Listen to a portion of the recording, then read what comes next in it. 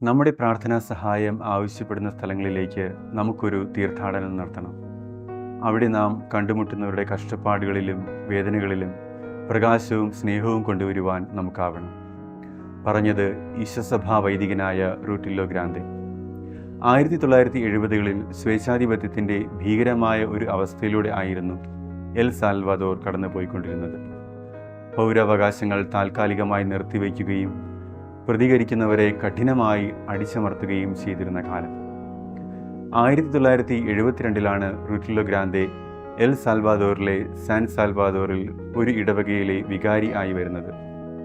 പാവപ്പെട്ടവരുടെയും അടിച്ചമർത്തപ്പെട്ടവരുടെയും കൂടെ ആയിരുന്ന പ്രസംഗങ്ങളിലൂടെ ധൈര്യപൂർവ്വം അവരെ ചൂഷണം ചെയ്യുന്നവരെ അച്ഛൻ ചോദ്യം ചെയ്തു.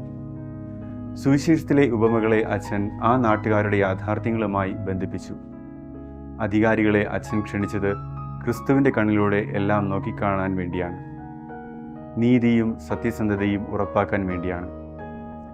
1977 കാറിൽ പോയിക്കൊണ്ടിരുന്ന അച്ഛനെ വെടിവെച്ച് കൊല്ലുകയായിരുന്നു.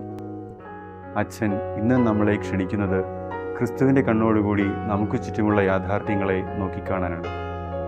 വേദനിക്കുന്നവർക്ക്, ഒറ്റപ്പെടുന്നവർക്ക് അനുകമ്പയുടെ മുഖം ആകാനാണ്.